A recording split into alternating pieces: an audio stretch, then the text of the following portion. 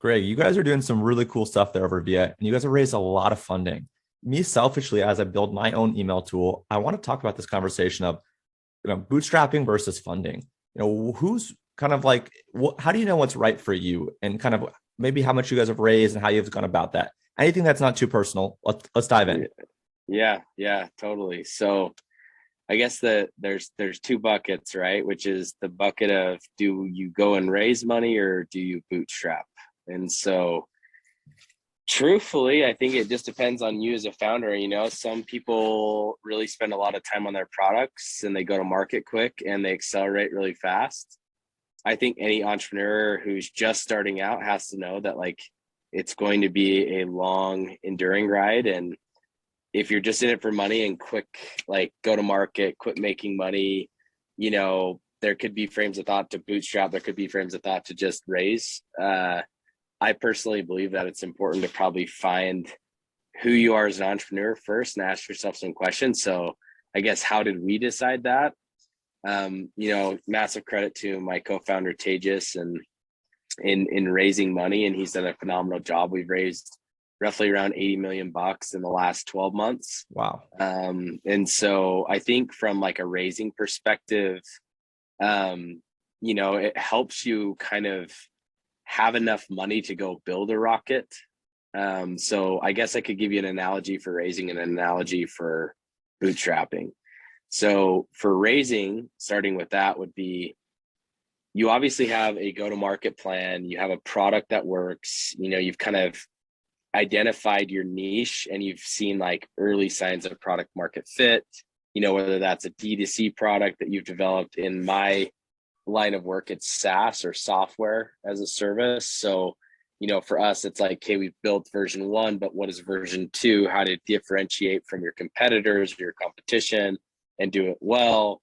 And so if you think about like SpaceX, they first had to have a lot of money. Yeah. So they won a contract with NASA, right? So they won a ton of money. And so it's like, if you think about it, they had to have money first to go and build the rocket ship that they felt was the right thing to do. And so although you've raised $80 million, you still have to define what parts of the rocket ship to go build. So you have early signs of SpaceX is going to go colonize Mars and make it there, but they had to have funding to do it. And so if your vision is very, very big, outside of I'm going to be a D2C founder who exits in 5 years, I'm going to make 15 million bucks and I'm going to just keep doing that, there's nothing wrong with that at all. That's like your choice, right?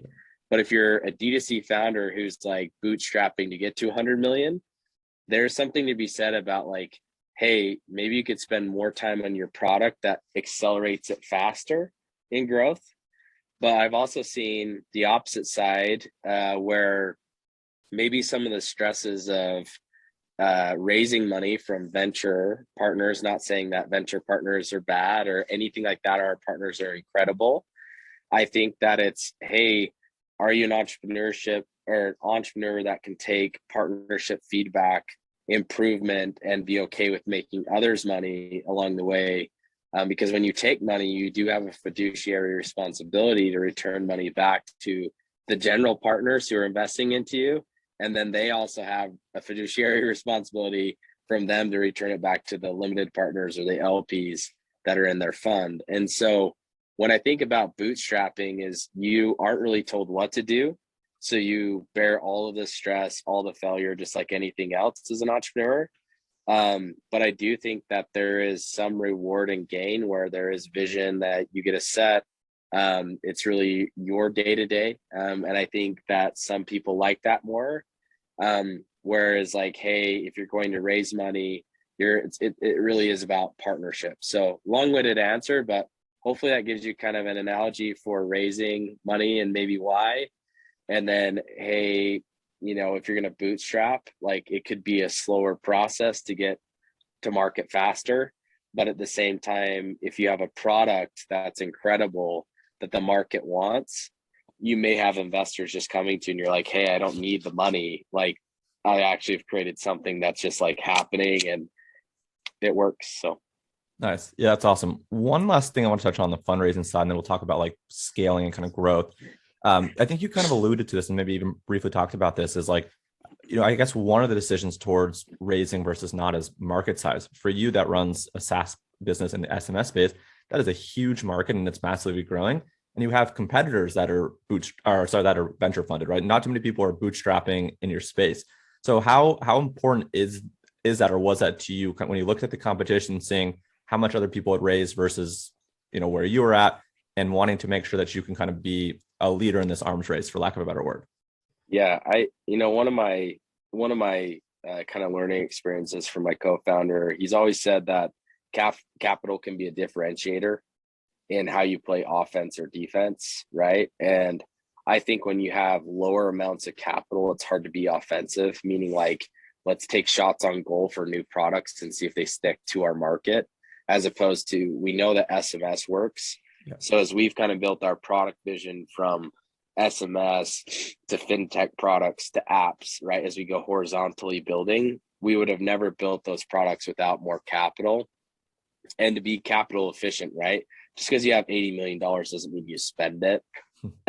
You actually have to utilize it on strategic initiatives, growth, opportunity, how you take X to get to Y. So if you spend 17 million of 80 to get to this next number, and continuing to go towards like 100 million ARR business that's producing millions and millions of dollars for our customers, we're creating jobs, we're creating opportunity, knowledge, and wealth for a lot of people. Capital can be a huge differentiator in the market and in learning. I feel like it doesn't necessarily mean that you can't do it without it, but I do feel like the competitors in the space that I actually think of as competitors are well funded. Other competitors out there, I don't even know their names. Like, I don't see them in sales conversations.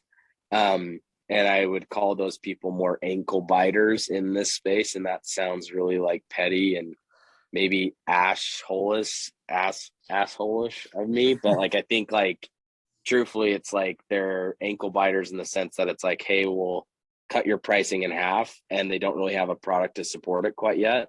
Or maybe they have a phenomenal product, but they have a very poor go-to-market motion, right? And again, it's like, your competitor is what you make it, but I feel like in our space, we usually have well-funded competition. So yeah, awesome. Let's kind of transition then to like the growth, kind of the acquisition, the marketing. iOS 14, 14.5, iOS 15, all of these things have been thrown at us over the past year and a half. Growth is challenging. It doesn't matter whether you have money or not. And to your point, you want to be very efficient. Like, what are some of the things that you are thinking about? What are some of the things that you guys are doing that you feel have been, helpful for growth? Is it agency partnerships? Is it running a bunch of ads? Is it affiliates? Like, what are like one or two of the ways in which you guys are growing that, maybe others aren't, or maybe just are effective for you? I think for us, Chase, it's all about like partnerships, right? Like, not less like typical tech partnerships where it's like, hey, let's sign an agreement between each other and you pay us X, we pay you X. And it's like, that's it. Like, that's one way, right, of making money. But the thing that I've always tried to focus on is like authentic relationship building, right? Like having a palms down attitude where it's like, I just love this space. I love technology. I love the way that you can scale brands. I love being able to talk to people about what I'm working on. And what I've learned is that most people want to support your vision before they want to buy a product. So I've always tried to err on the side of selling the vision and then introducing a product experience and then executing at a very high level on delivering value, first with Via and then delivering value with my network. So it's like, hey, I plugged you into this vision. I gave you an incredible customer experience. And now it's like, how do I actually plug you into my network to where it's like, hey, are you running social? Are you running influencer? Are you doing affiliates? Are you doing brand ambassadors with affiliate?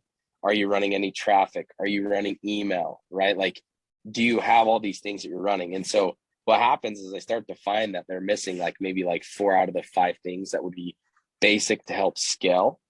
And then it's like, oh, let me introduce you to Chase, or let me introduce you to the space station, or let me introduce you to, current tech, right? Like, so I have all these different people that I'm like, I know that you are doing the same thing as me, which is your palms down in your approach, where it's, I know I can help you scale, but I'm going to ask you the right questions, as opposed to, let's do a short-term sell here. It's very transactional between me and Chase. We don't know each other, but it's like, oh, you have a brand, let's chat, like, let's get you in the door, as opposed to, Chase, you're going to have a ton of questions about mobile, and I just want to help you solve the problems that you're facing, because ultimately it's going to yield more money for you, yield more money for Via, and make your customer happy, right? So like, how do you build that type of partnership and that relationship with people is something that I'm constantly innovating off of, as opposed to, hey, like, I write really saucy email templates or text templates to my potential clients. Like, that works, but at the same time, it's like, it's very transactional. I'm not that type of person. Right on. Super helpful. And the last question I have for you is, given the landscape, right, of SMS, there's a bunch of different players. Where does Via fit in? Like, who is Via for and who's for Via? Are you guys targeting brands doing a certain revenue threshold in a certain vertical? So, for example, an e-commerce brand doing $1 million in health and wellness. Like, who's Via for? Like, who are most of your customers right now? I think Via is for people who want a partnership approach to their mobile, right, strategy. So if I think about the competitive landscape, I think Attentive is a competitor. I feel like Klaviyo is not a competitor, but they're a big player in this space for ESP, or an email service. They're starting their SMS, but their SMS is like their non-dominant throwing hand, where it's like, hey, we're really good at throwing email, but SMS is like, it's kind of like a nice all-in-one solution, but at the same time, I think that they're not doing it too well. It's my own personal opinion. Postscript's in the space, Emotive is in the space, Octane is in the space. So given a couple, I guess, free marketing for all of our competition, but I think that they're different competitors for different reasons. I think where Via fits in is that we're a partnership approach in the middle market. So if you're just starting out, like, there are turnkey solutions to just start out, where it's like, I just started my Shopify store and I'm selling earrings, or I'm selling soap, or I'm selling this. But as you move your way up market and you start to, I guess, have more of a dialed approach to like what you're doing, usually we're taking people from competitors and we're taking them up market. So brands doing, let's say, a $10,000 a month, where we have brands doing $1 billion a year. So like, for us, I think that we're competitive with Attentive, who's probably the biggest player in this space. But I think our product offering isn't just SMS or one piece in the MarTech stack. I think that we offer a variety of tools that actually increase product usage for us, but then also increase more value to the bottom line for our people. So who is Via for? Specifically Shopify users, BigCommerce users.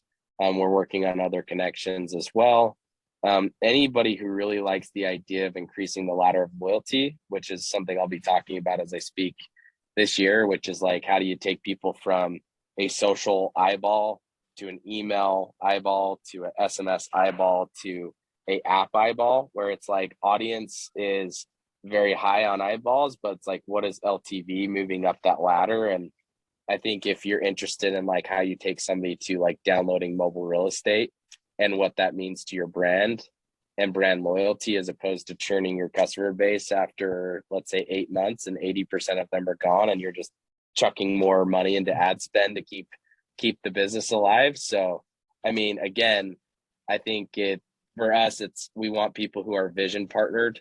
Who is it for specifically? We're not really verticalized into one specific space like healthcare, automotive, just because in SMS or in mobile specific app or in fintech products, you're kind of like everybody's partner, right? Because there's a billion different use cases in the messaging space. So I would always say, like, if you're a company like Purple, they sell mattresses, right? Online, the amount of times a person's going to buy a mattress, right, in a day is very low, but the upsells on accessories could be high. So that would be a customer that, although very big, right, would be like focused on ancillary upsells or abandoned cart ratios, or how do I have people who have clicked but not purchased, or clicked but haven't purchased in the last 7 days or 30 days, or hey, they purchased one thing but haven't purchased something in less than 6 months, or like they're more focused on heavy segmentation. And so I know that's a long-winded answer, but truthfully, that's kind of how I view the market and maybe the competition a little bit. Super helpful. And then people can find you, is it via customers plural? So via customers.com? Yeah. So you can either hit me up on Instagram. It's just Greg_Woodfield, and just DM me. I'd be happy to chat with you as a founder. Or they can go to via customers with an S.com, and you can read anything there. If you fill out something, it will probably take you to one of our sales development reps, who usually will run like a discovery call with you to see if you actually are looking for us or if you're looking for another solution. So cool, man. Well, thank you so much. I appreciate it. yeah, no problem. Chase, you're a stud. Thanks, man. All right, cheers.